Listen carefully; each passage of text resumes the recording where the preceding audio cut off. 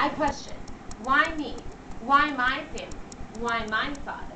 I then wonder, why not me? Why not my family? Why not my father? It is December 10th, 2007. A teenager is walking home from her bus stop, dreading coming home to another one of her father's tedious projects. He always has a project for her on Mondays, his day off. When she enters the house, she hears the sound of an asthma attack. She runs towards the sound and sees her father in a locked position in his recliner. He's gasping for breath and not responding to her screams. The girl calls 911. Her dad has stopped breathing. The girl doesn't know what to do. She just holds his hand and tells him she loves him.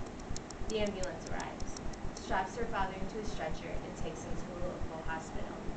After the third time that the girl is unable to contact her mother, she calls her father's secretary. The secretary gets a hold of her mother, who then rushes to the hospital at her daughter's request.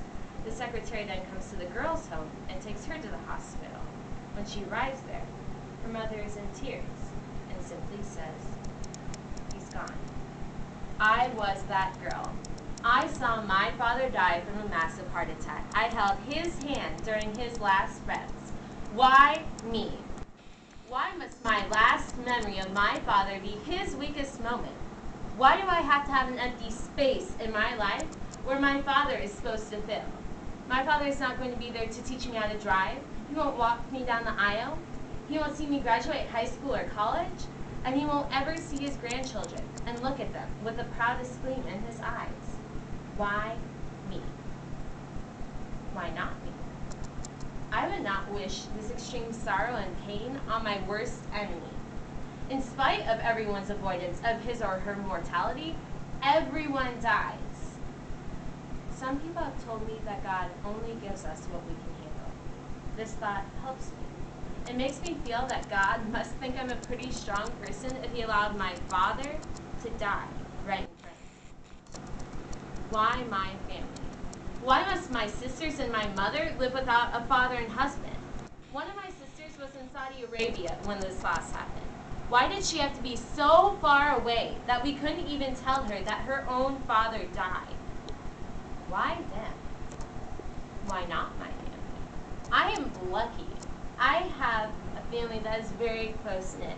I have sisters and a mother who love me more than anything in this world, and I love them the same.